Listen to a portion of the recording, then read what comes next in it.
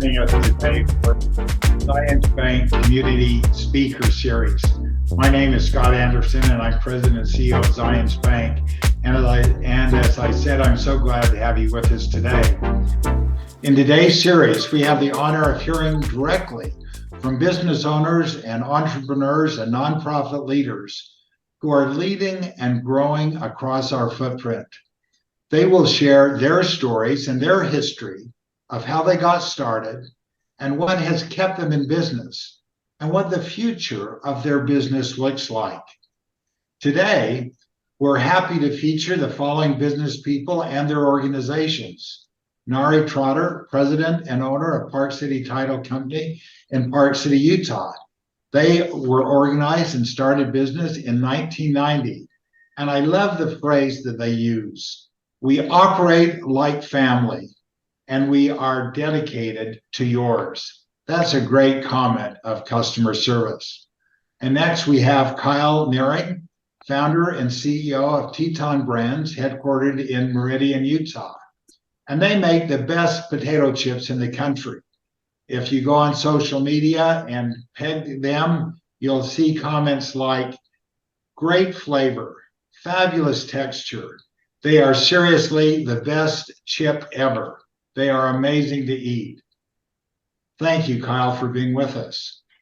And next we have Natalie Britt with us. She's president and CEO of Zion National Park Forever Project. This is the official nonprofit partner of Zion's National Park, Cedar Breaks National Monument, and Pipe Springs National Monument. And this organization raises funds to support, preserve, and maintain Zion's National Park and these national monuments. And since Natalie has come on board, she has done a fabulous job in this work. And lastly, we have David Miner, president and CEO of Construction Monitor, based out of Cedar City, Utah. David was this year's recipient of Utah Small Business Person of the Year Award, presented by the U.S. Small Business Administration. And this is a really big deal. And David, I was talking yesterday with the SBA administrator, Isabella Guzman, and I told her you were going to be on the program today. And she said to thank you for all you're doing for small businesses. We are honored to have the opportunity to hear from such an accomplished panel of business leaders who are dedicated to strengthening our economy and building communities across Utah and Idaho. And I want to thank them for taking their time to share their history and their success stories with us today. I also want to thank our One Zions team, who's responsible for organizing and producing today's event. They are a terrific group of people, and I really appreciate all the work that they do. And lastly, I want to thank each of you who have joined us for choosing to be with us. I hope you find this interesting and beneficial. Making our history, honoring our history, and investing in our future begins with each of us. It begins with me, and it begins with you.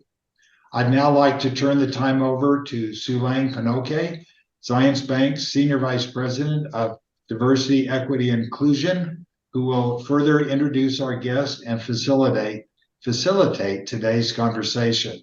Sulaing. Thank you, Scott, for that warm welcome. And I love the commentary that you made around our small business leaders and owners that we will be featuring today and edifying the success that they've already had in our communities. As Scott mentioned, Zions Bank celebrates 150 years in business this year, a truly remarkable feat. And in honor of this significant milestone in our institution's history, we've been sharing stories outlining the history of Zions Bank over the years, and there are many. Our hope for today's community speaker series is to further capture the power of storytelling by celebrating our clients' success. We have the honor of hearing directly from business owners, entrepreneurs, and nonprofit leaders who are leading, growing, and thriving across our Utah and Idaho footprint. We've invited our guests to share their stories and history of how their businesses and organizations got started, what has kept them in business, and what the vision for their future looks like. With no further ado, I'd like to introduce our community speakers. Please join me in welcoming Nari Trotter, president and owner of Park City Title Company in Park City, Utah. Kyle Nearing, founder and CEO of Teton Valley Brands, headquartered in Western Idaho. Natalie Britt, president and CEO of the Zion Forever Project in Zion National Park in Southern Utah. And David Minear, CEO of Construction Monitor LLC, based out of Cedar City, Utah, who was, as Scott mentioned, awarded Utah's Small Business Person of the Year award this year by the U.S. Small Business Administration. I want to thank each of our guests for being here today. We are so excited to hear from you and learn about the stories and history of your businesses and organizations.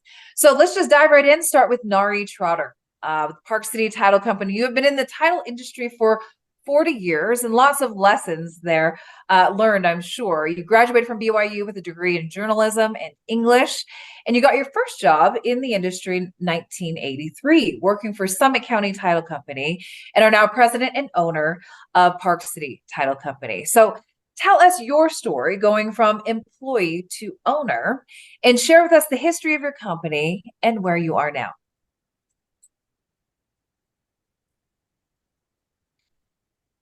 And if I cut out, it's snowing up here, and I don't know if that's why I have a poor connection. But I started typing because I got out of college, but still needed a job, and I was doing a little writing on the side. But I was supposed to cover a murder trial, and I did, and I just said that's not for me. So I happened into a typing job, and that was at a title company, and I guess the business really suited me.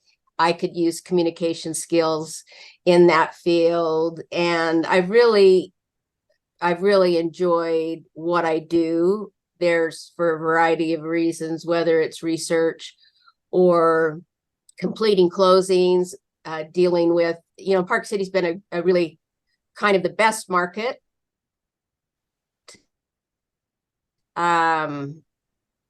to be in. It is also a town very rich with some very old heritage and mining, and some of the things that still continue to affect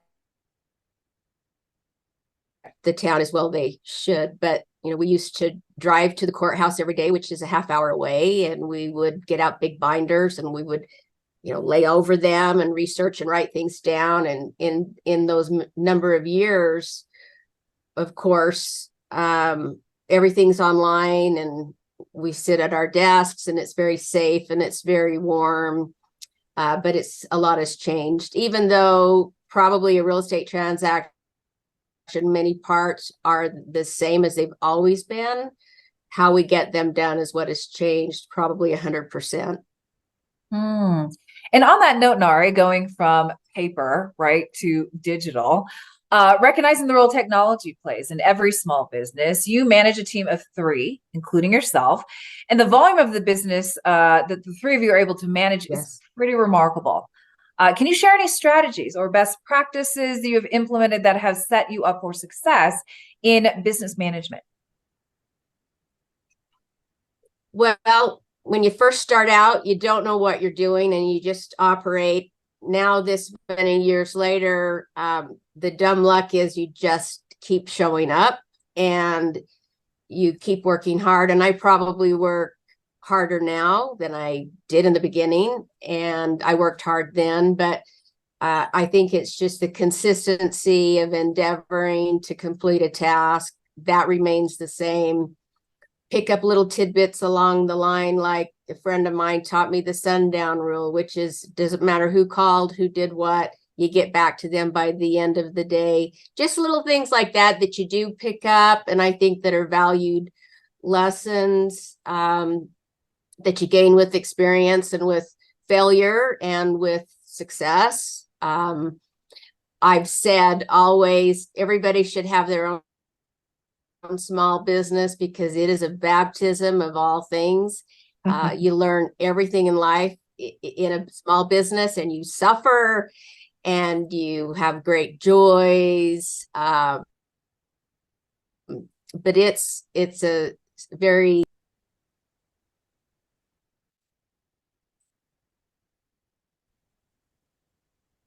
Thank you, Nari. I think every small business owner is joining the call today is smiling because they can relate to what you just described. Lots of victories and high points, but it will definitely test you as a leader of strength and resilience. Final question.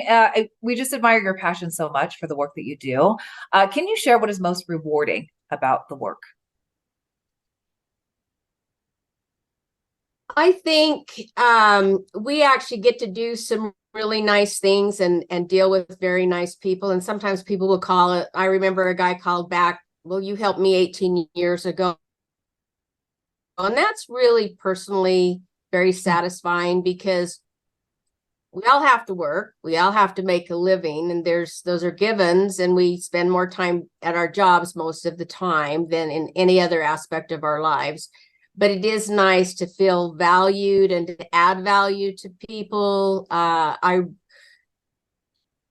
It's just the time when you feel like what you're doing isn't really always about money and about what you're getting back. And I think, I think that's a good place for everybody to get to. An integrity of your life and your work, that it isn't just about a monetary exchange, because I am kind of in the business of money, and that can be a really misleading measurement. So whether we do a big project or a small project, the joys and the returns can be even a little out of balance sometimes. But it's, whether it's a first home or gathering family, and we've seen with COVID and with economic downturns, we see family things go on and families gathering and changing their interest to be together, to not be together, to flee from places. Those are the strange things that have happened during COVID, but it's all been awfully interesting. I think we can all relate to everything you just shared. Congratulations on all of your success, and really the opportunity to serve people, building connections, strengthening relationships can be very rewarding regardless of industry that you're in. So thank you again for joining us. Let's jump up. Thanks, Nari. Let's jump up to Kyle Nearing, founder and CEO of Teton Valley Brands. I just love Kyle's story. It is an exciting one, and one that would inspire any college student to become an entrepreneur. I love how you describe your business as scrappy, Kyle, because I think we have more scrappy small businesses in our community than one might think.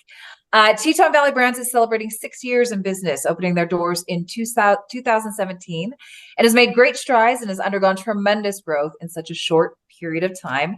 And the most impressive thing to me is it sounds like you have a lot of fun. And I'm all about integrating fun into any business model. And I think Kyle and his team have done a phenomenal job with that. So Kyle, tell us about the inspiration for Teton Valley Brands. Walk us through the story and history of your company to where you are now.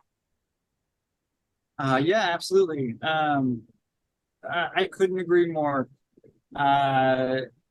It's been fun, but that doesn't mean it's been easy. In fact, it's been nothing but easy. Like Nari was saying, owning a small business, you're guaranteed to have some fun, and you're also guaranteed to fall on your face just about every day. So, you got to be able to roll with it. But no, that's absolutely that's how it goes, and that's how it started. So the idea for me, it was really simple. I was attending school in Idaho, and the thought, and I was studying entrepreneurship at the time, and I had this thought about an Idaho branded potato chip. Why does no company use this incredible brand of Idaho and put it in the potato chip aisle, right? At the time, I had no knowledge of retail or of how to manufacture a product like that, or even like margin and distribution, or any of it, right? I was just a broke college kid. But anyways, I graduated, and I just couldn't shake this idea. And about 5 years later, let's see, it was about 3 years after graduating, I joined with a company, and I learned the ins and outs of a consumer packaged goods business. I was in a totally different category. I happened to be plant-based protein supplements, but that gave me enough knowledge to decide, this is something that I really wanted to pursue. I was married and I had a couple of kids at the time, still broke, not quite a college student though. And we decided to kind of jump into this thing. That was in 2017. Let's see, I guess, yeah. So in 2017 was when we officially launched the company, but it had been on my mind for years prior. And it started as small as you can imagine. My brother, my wife, and I in our basement hand packaging potato chips, just to prove the concept. We did that for about almost 3 years, and then finally in 2019, 2020, that's when we got enough confidence to invest in a full facility. And we kind of went all in on that. My wife and I, bless her heart, we sold our house and we moved and we took all that money, and that's how we supported ourselves, along with a lot of credit cards. I kind of find it ironic that I'm here with Zions Bank and saying I funded my company on credit cards, but it is true. And you've got to start somewhere, right? But that being said, so in 2020, everybody will remember that year. It's a calm year where nothing happened, right? Great time to launch into. No, just kidding, right? It's during the pandemic and everything is unstable and uncertain. But either way, we fought through it. Like I said, you've got to have that grit and you've got to be able to laugh and smile along the way. And needless to say, we opened up our facility in Western Idaho, and yeah, we've kind of been cruising ever since. But yeah, it feels like when you're a small business, especially when you're bootstrapping it, like we've done from the beginning, there are always things trying to take you out. So the pandemic was a big thing. One of our ingredients is sunflower oil, and sunflower oil, 80% of the world's sunflower oil comes from 2 different countries. Once again, 80%, and that's from Russia and Ukraine, right? And so about 1.5 years into this, our oil went through the roof. And even though we were being supplied by a domestic supplier, all of our oil actually comes out of Colorado, which is really cool.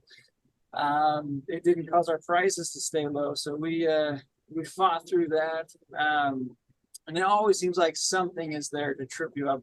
But I would say for me, small and scrappy and perseverance, and just make sure you somehow figure out how to make it work.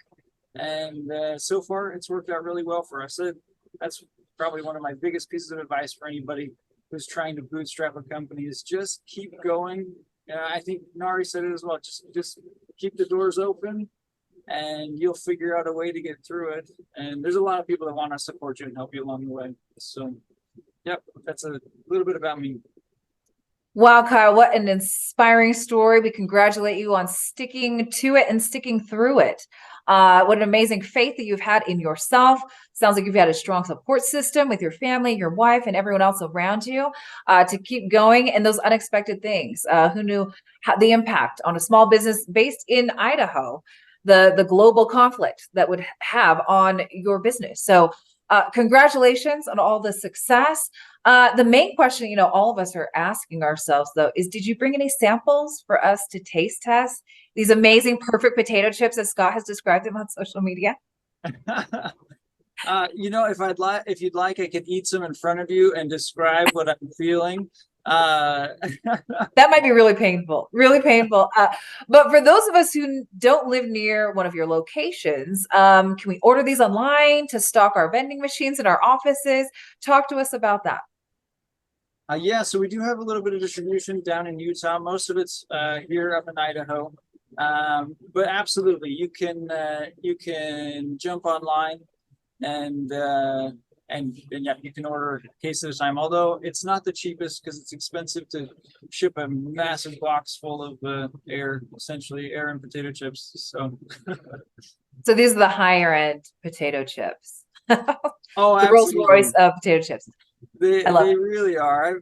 In fact, that's one thing I can definitely speak to as far as quality ingredients and knowing what you're getting. In fact, on the back of each bag, we print, it says potatoes in this bag came from, and I think right now they're from Burley, Idaho, or Shelley, Idaho, and we really do. We source all local ingredients where we can, and we're really proud of our product. In fact, our salt comes from Utah, from real salt. So. Nice. Amazing. Well, we cannot wait to taste them. Thank you so much for sharing your story today. Next, we're going to jump to Natalie Britt, President and CEO of Zion Forever Project, a project based out of Zion National Park in Southern Utah. Natalie, I just love your personal story and how it aligns with the instrumental role that you play in developing and implementing a sustainable business model for the park. Truly inspiring, creative, and innovative. Obviously, Zion National Park is a special place in our hearts here at Zions Bank, not just because we share the name, but we also share a common vision and mission, which I will share a little bit more about in just a moment. But as a native New Yorker, now proud Utahn, let us be among the first to welcome you to Utah. It is truly an honor to host you here today and introduce you and your vision for Zion Forever Project to our community. Going back to our shared vision, I want to share the mission of Zion National Park because I love it so much. So if you go to their website, it says, keepers of the sanctuary, improving today, informing tomorrow, protecting forever. How beautiful is that? We want to hear more about the inspiration behind that mission, but if you could also start by sharing your personal story behind your passion for this work, because it's so compelling, how you got to Utah, and then dive into the history, vision of Zion Forever Project would be awesome. Thank you so much, Sue Lang. And I want to start by just saying congratulations to Zions Bank for 150 years. What an incredible legacy of impact. So yay, I'm so excited. And truly from the Forever Project, we know we're better together, and you have been an instrumental part of our legacy, and we just are so grateful to you. But a little bit about me, I kind of personify, and my family does, the typical American dream. My family immigrated into New York City in the 1950s through Ellis Island from Italy. And, they came with a dream. They wanted a better life for their families and their children. And it really is amazing. So I was born in the small borough of Queens, New York, which is an unlikely place to begin that passion for the great outdoors. But mine began, like many native New Yorkers, on the block. I was playing outside all the time with children from Israel and Pakistan and India and Italy and Puerto Rico, and it's a beautiful thing. But my mother really wanted a better life for my sister and I, and so she made the radical decision to move us to New England. And we were really a family grounded in faith and philanthropy. And my mom always said, no matter how much you're suffering, somebody is suffering more. And so she always wanted to instill these values of giving back. And so I had this culture of a commitment to community, a heart for giving back. And when you grow up and your playground is the Appalachian Trail and the White Mountains of New Hampshire, my mom brought us outside hiking and biking and was encouraging us to clean up trash along the trails before it was a thing. And I knew then that I had been given so much more from our public lands that I could ever give back. And I wanted to carry that torch for my family forward. And so I went to school for public administration and then started my nonprofit career 25 years ago in public land management. I came here from Western North Carolina working with the United States Forest Service on the Pisgah, and then was offered this incredible opportunity to participate and work for Zion National Park Forever Project. And I have made my first trip here in the late 80s. And what an opportunity. It's a God thing. I knew I'd have this chance to be here and I wanted to do it.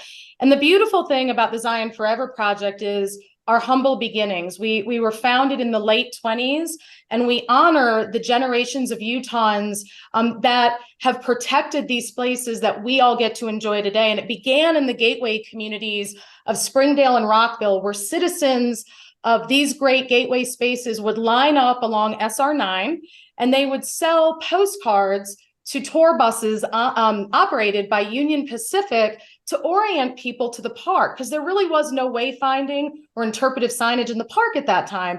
And they used the proceeds from the sales of that to sponsor naturalist programs, which many of you today know as ranger programs.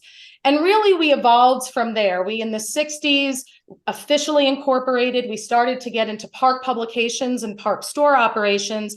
And that's when we really started to see that influx in huge visitation to the park. So in the 60s, you see the introduction of the interstate system, Your average family could afford a vehicle. So you went from hovering around 500,000 visitors in the 60s to in the 90s hitting over 2 million, which is an increase, y'all, 256%, where today we're at over 5 million visitors. So our compelling goal is to remind folks all the time that yes, the park is inherently more busy, but so many Utahns have made their livelihoods from our public lands. And we honor that. And we recognize that we have a mission of several things. One, we are constantly at that intersection of commerce and conservation. The things that we hold true, we have to protect. If you want to visit Zion, you love the scenic view sheds. We have to protect our essential watersheds, but we recognize that growth is inevitable, but sustainable growth is imperative. And so we work with our business partners, we work with developers, our bank partners to make sure we're protecting those incredible values. And a big part of that, as we see so much visitation, is we know that the country by 2045 is going to be more Black and brown folks than white folks. And we have to start cultivating that next generation of conservation-minded stewards, because if we don't, we can lose this sanctuary that we call Zion. So it's a great honor for our organization to do this work. And I would say that every single one of our team members gets out of bed every single day because they want to be a force for good. And we carry that with us daily. Wow, Natalie, it was as if you were born for this role. Is this dream job for you? Dream job for you, right? And I love how intentional you are about the language that you use, describing the work that you do, and the vision for the park. And I just want to note some of the language that you have used. Conservation-minded stewards, balancing conservation and commerce, protecting, preserving, conserving, gateway to communities, balancing resource protection and accessibility, conscious tourism. For all of us tourists out there, which is everybody, oh my gosh, are we conscious tourists? You and your team have been very intentional about how to integrate multicultural, historical, and cultural elements into your philosophy and strategy to build a profitable and sustainable business model for the park. Anything additional you want to note about that? Well, I just think it's fascinating. Thank you. It's such a beautiful opportunity for us. I know, one of the things that we do every single day is we have a land acknowledgement when we recognize that we have the privilege to work on the ancestral home of 27 tribes and bands that call this space their home. And as we honor that legacy, it's really important for us to remember during COVID, our visitation exploded. And we saw for the first time so many new visitors that have never experienced the beauty of public lands. We honor our Utahns that this is their backyard, and we want to make sure that we're bringing new people into the fold. And it can be really difficult for those of us that grew up and understand leave no trace or understand how to recreate responsibly. But it's also our job to be empathetic to new visitors. And we really take that education mission seriously, i.e. meaning for some people, they're in the acquisition phase. And what that means is they're just dipping their toe into public lands. They're just identifying their recreational pursuits that synergize with them. Then all of a sudden, as that happens and they discover their backyard park, the flip switches and they become the protectors. But how we treat them during that acquisition phase when they're just learning about our public lands is critical. And that education component is critical for us. And I do want to mention in our education programs, we literally bring students from around the region who have never been to a national park, and to see the awe on their face when they experience Zion for the first time, if that doesn't touch your heart, then nothing will. I'll just say that. So Thank you so much. This has been really fun. Wow, Natalie, I had an emotional reaction to what you just described. These are sacred lands that you are protecting, and I can't think of a better protector of the sanctuary than you and your team. So thank you so much for the important work that you are doing in our community. David McNair, let's jump to you, CEO of Construction Monitor, LLC. Now, your business story is also inspiring. You lead a family-owned business started by your father, and the role of your business plays in the broader construction development industry is a critical one, but not necessarily a role many of us think about or even know exists. So I love how you described it as being a connector of all things, development, construction, in our communities. So David, tell us about the history of Construction Monitor LLC, starting with your father's story, how he got into this business, further explain to all of us what your business actually is and where you are now. All right. Yeah, you bet. This is a business that my father started back when I was a teenager. And this kind of kicked it off. But back when I was a teenager, he wore glasses and he wanted to have that LASIK surgery. And of course, this was back in the 80s. And so he did. He was a commercial, he had a LASIK surgery, but see, he was a commercial architect. So he knew the construction industry and he drew, there's still lots of commercial buildings throughout the Wasatch Front that he designed for a contractor that are still standing today. And so he's a commercial architect that knew the construction industry. And then he had LASIK surgery. I'm not even sure if that's what it was called clear back then, but he got this surgery in order to not be able to wear glasses, and it made it a little hard for him to see. So all of a sudden, back in the days of paper and pencils, he was trying to do commercial architecture and he wasn't able to do it. And so then as I got older in my teenagers, he was looking for a way to support his family. He was out golfing with a friend. They're out on the golf course. This friend owned a central vacuum store. And he showed him this piece of paper that he had that had a list of building permits on it. And he says, I use this in my business selling central vacuums to new homeowners and homeowners remodeling their homes.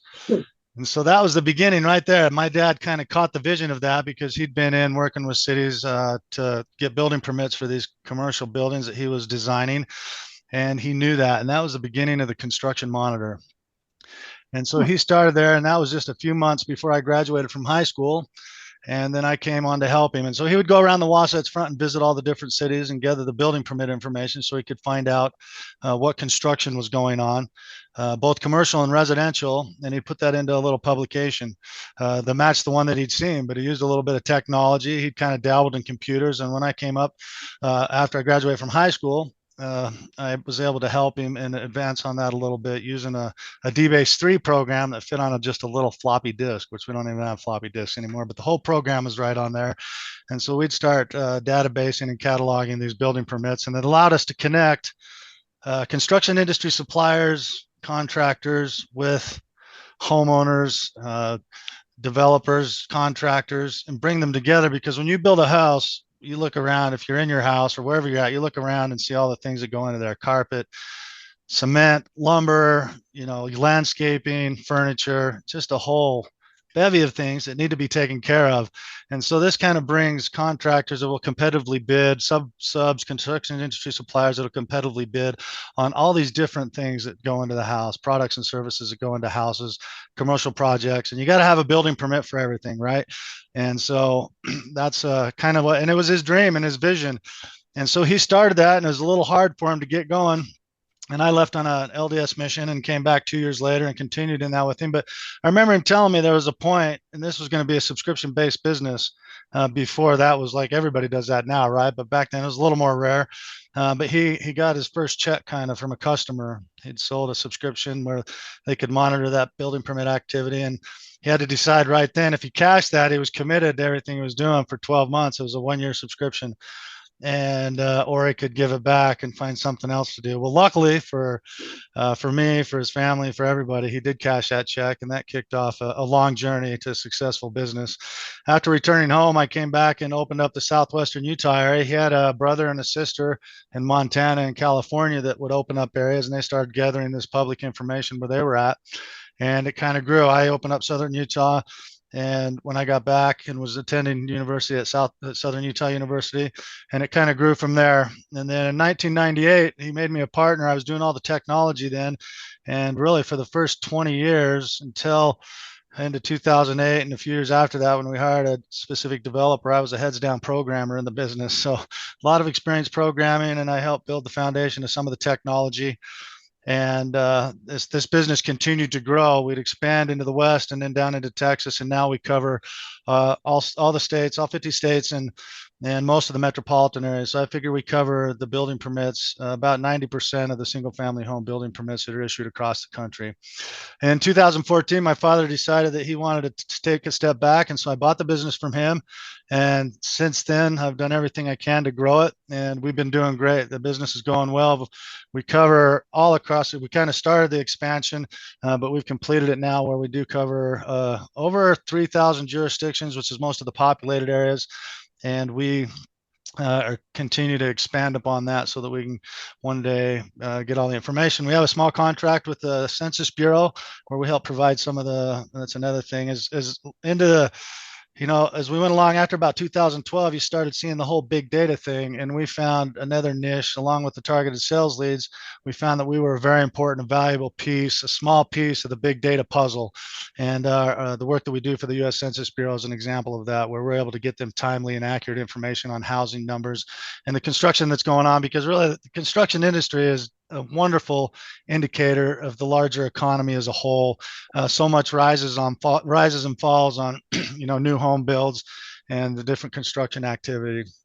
And so uh, that's kind of our journey. Hopefully it's targeted sales leads for construction industry suppliers, and then data. The data is exciting. My technology background, I love getting into that, and we've been a part of that. It's been a fun business and just so fun. Family business. Worked with my dad for so long, and he still lives a half a block down from me, and so I talk to him all the time. So he's not involved day to day, but he's certainly still involved constantly in mentoring and helping me to grow and become the person that I can become.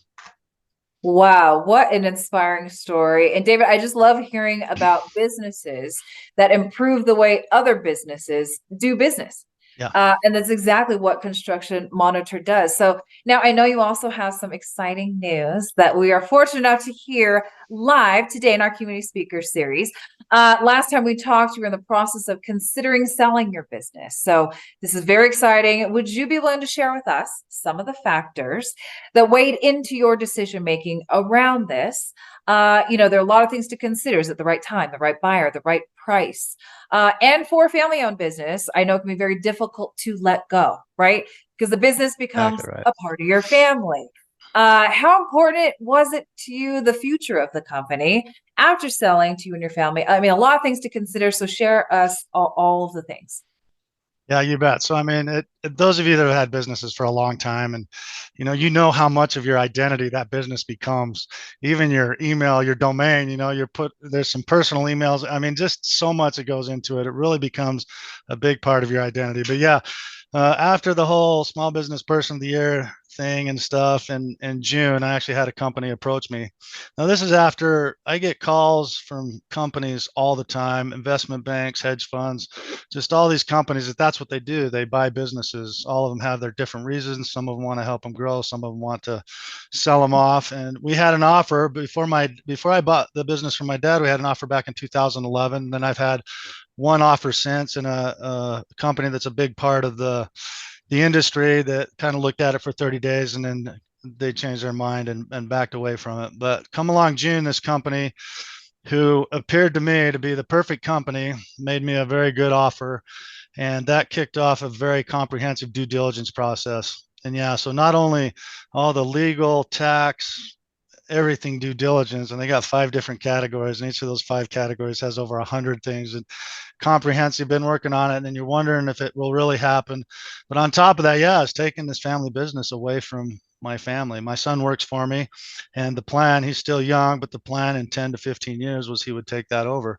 But then when you balance that on one hand, and on the other hand, the threats that that every business faces, strengths, weaknesses, opportunities, and threats. I mean, there are challenges, and we've been able to overcome them and would have done good going forward maybe. But company that made a good offer, and more that I found out, and especially as I've met with them, as they've done all hands meetings now that the business sold yesterday, they did that this morning. This is a good company. They're going to treat all the employees right, and it's going to provide even more and better opportunities for the Construction Monitor. And so they'll be have a lot of backing. And so I've been very pleased. It's been a very difficult thing. I have had emotional moments, I got to admit, because I'm selling one of the grandbabies or something. You know what I mean? Yeah, For my dad, yeah, I'm selling totally. one of the children, and it's been just excruciating at times. But I'm so grateful the way everything happened. That it looks like really, and we all have different leadership styles, and we all go to the business conferences where the person that takes a business from 1 to 5 million is probably not the person to take it from 5 to 20, and the person that takes it from 5 to 20 is probably not the one to take it from 20 to 100 million. And so we're probably right at a point where the new leadership and the new company is going to be able to do things that I may not have been able to do, and especially may not have been able to do very quickly. So it ends up everybody's in a better position, and I'm grateful, and it has been a very fascinating, interesting journey to where, yes, I got to put former something up there because I am not the CEO, president of Construction Monitor anymore, but I'm their biggest cheerleader, and I can't wait to see what they do going forward just without me there. Wow. Well, congratulations, Thank David. you. We could be happier for you and your family. Sounds like your team will be in good hands. And I'm pretty sure you're gonna tune out of this meeting and go to Disneyland, right? That's right. I'm out. You have earned it. You have absolutely earned it. Okay, so with that said, we are going to dive into the questions that were submitted from our audience. Before we do that, just wanted to note that we received a lot of questions around the economic outlook. And so I'm going to ask Jared to post some resources in the chat for all of you to get more information about economic outlook. And also just letting you know, Zions Bank hosts quarterly webinars and monthly market moment videos that you can find on our YouTube channel. And we're also, Robert Spenlove, who is our economist here at Zions Bank, will be hosting an economic outlook event on January 3rd. This will be a virtual and in-person event, and you can go to our website, zionsbank.com/economics to get more information on that. And so we're just going to dive into some of these questions submitted by our audience. The first one is, how do you balance fortune, faith, and family, no matter what those each look like for you? So let's start with Nari and then jump to David on that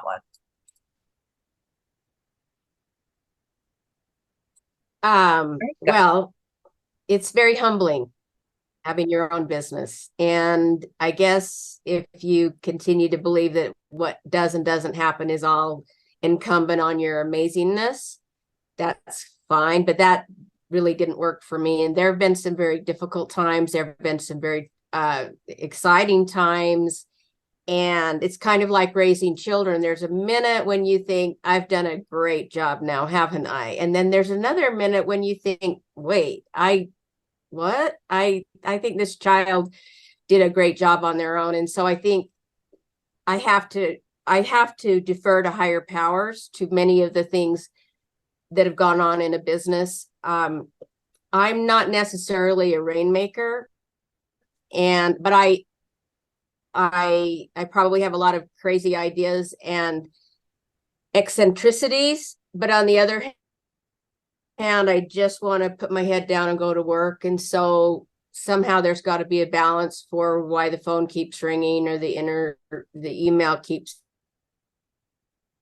banging. But I think I want to operate in what I believe in, and there has to be a giving back, and I have to have a recognition of where my strengths come from. And sometimes even my strengths are not my strengths, but they're my weaknesses. So again, I defer back to greater powers and pray very hard. And there have been some times, some significant times in my life that have come from this business. And I can imagine. Thank you so much, Nari. I mean, business can definitely test you. David, additional thoughts on fortune? I guess I have learned from those things, but. Okay, thanks so much, Nari. And David, your thoughts on fortune, faith, and family? Yeah, you bet. I mean, so one of the nice things about a small business that everybody wants to do it for is, flexibility. And that's certainly, there's some kind of a joke, right? Yeah, right.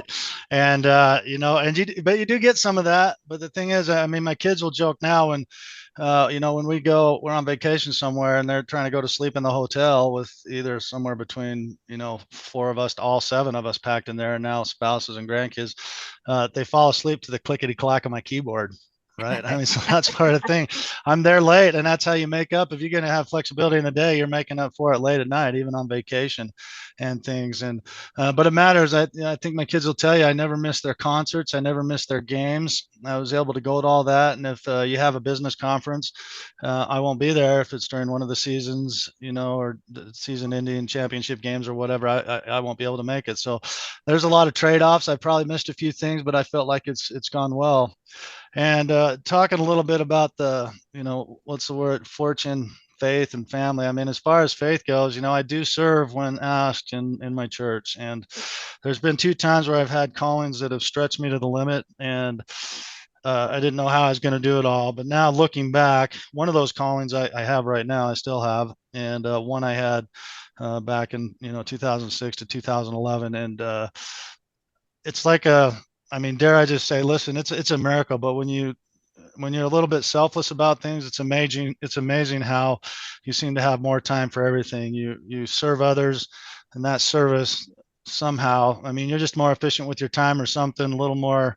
I don't know even how to explain it, but as you serve others, it seems like there's more time for your business and your family as you do that. And I know it's difficult, and I know that's not always the case. And certainly, as I was told once, service, especially ecclesiastic service or whatever, or serving others' faith, is no guarantee of temporal success. And while that may be true, I've certainly seen in my life that it's at least inspired me to work hard, to focus, and to get things done. And it has blessed me in every aspect of my life. So somewhere in there, and it's a tough balance, right? But somewhere in there, it works. But definitely, I wouldn't sacrifice anything for my family, and then also, my faith. And all three can work most of the time. Wow, I love that so much. You've all experienced success in all respects. Kind of want to jump to you with this next question. It is about, what are your views on current financing, client options available to entrepreneurial and startup small businesses? Yeah, absolutely. So obviously, with all of our companies, cash is king, I think, is a pretty common saying. I mean, you have to have the money to make your products, to keep the lights on, to provide whatever service it is. And so it's absolutely critical. And one thing that's interesting about my company in particular, I mean, a consumer packaged goods company tends to not be profitable for years, right? And so it takes a long time before you can get enough momentum that you can genuinely compete cost-wise with some of the big players. And so we'll see that. So bootstrapping our company was a huge sacrifice. It's very, very difficult. However, I think was it in 2021, or no, I think it was just last year actually. We were able to secure an SBA loan because we'd gotten some real traction, and we had developed a relationship, and that was through Zions Bank. So that's fantastic for us. But then as 2020, 2022 and 2023 came around, we realized we needed to secure some more funding to be able to move into our next facility. And right at this time is when, as far as venture capital goes, it had completely dried up. And most consumer packaged goods companies end up pulling in venture capital because, at the end of the journey, oftentimes there's a pretty good reward, however that comes, whether that's you selling your company or just getting to the size where you can do some really interesting things. And so as we were trying to raise money, it was the worst possible time. VCs were not interested. They needed to see profitability, and we're no longer so concerned with top line. And we had seen some good top line growth, but not the profitability yet. And so we had to get very creative.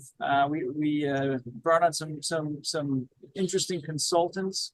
And at the end of the day, we had such a unique product in the state of Idaho that we were able to generate a lot of interest from just local Idahoans. And that actually being in farmers, which is really cool. So we were able to partner with some incredible farmers, the main ones being Cranny Farms.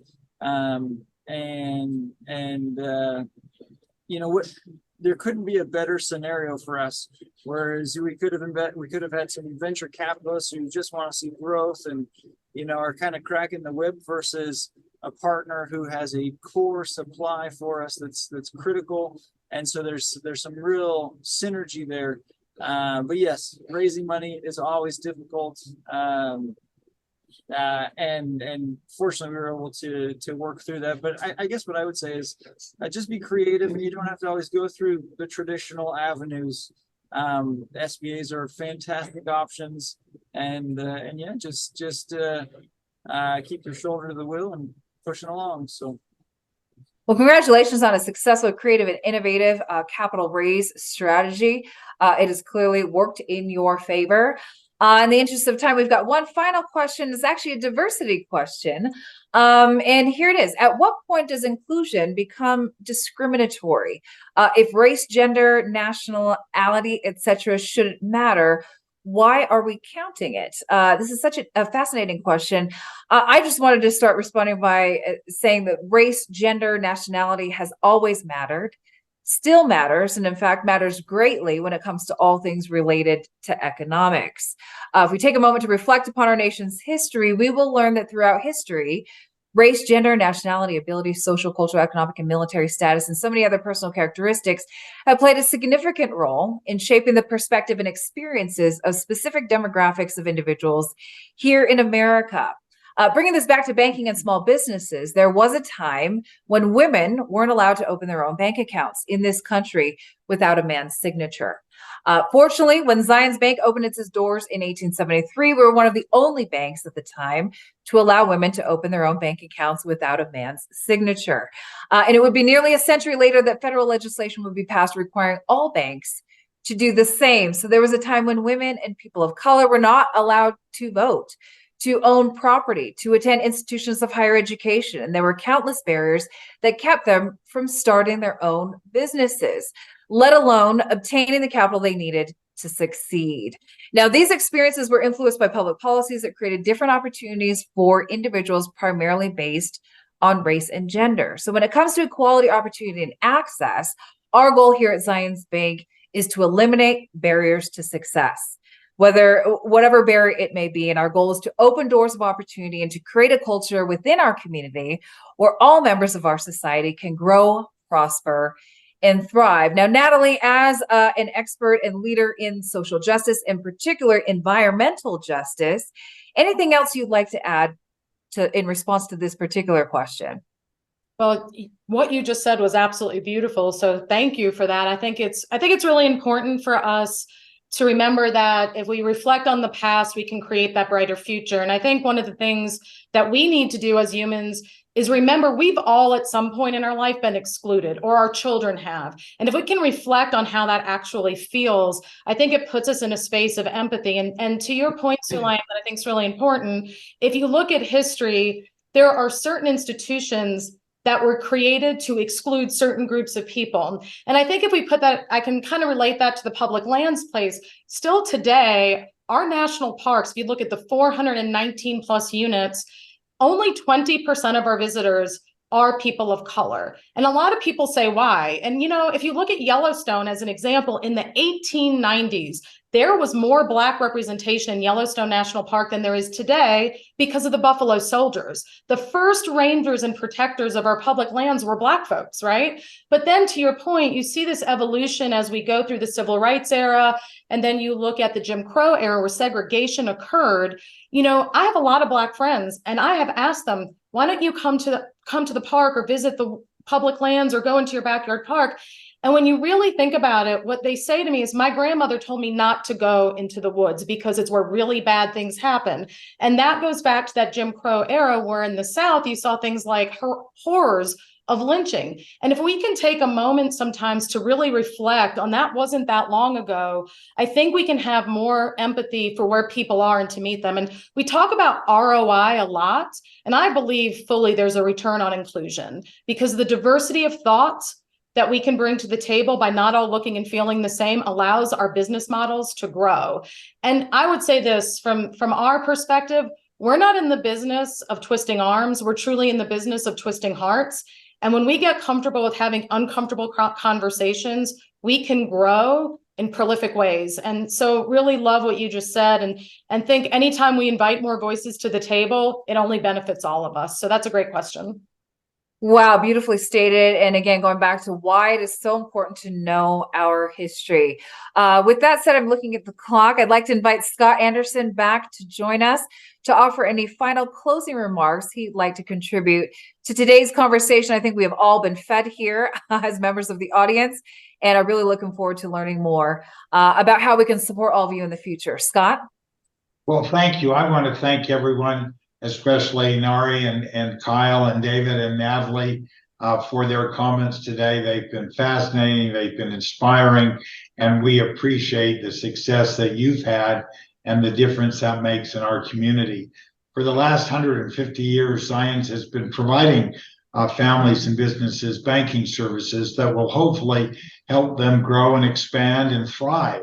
But as Natalie said, we're celebrating our anniversary, not because we're proud of the past, but we are hopeful and we look forward with optimism to the future. And I just want to share in closing that our board of directors signed up and published these 5 commitments that the bank has made for the next 150 years. 1, we want to bolster economic growth and business growth and innovation. 2, we are committed to making our clients stronger. 3, we're committed to fostering economic opportunity for all. 4, we're committed to supporting our employees.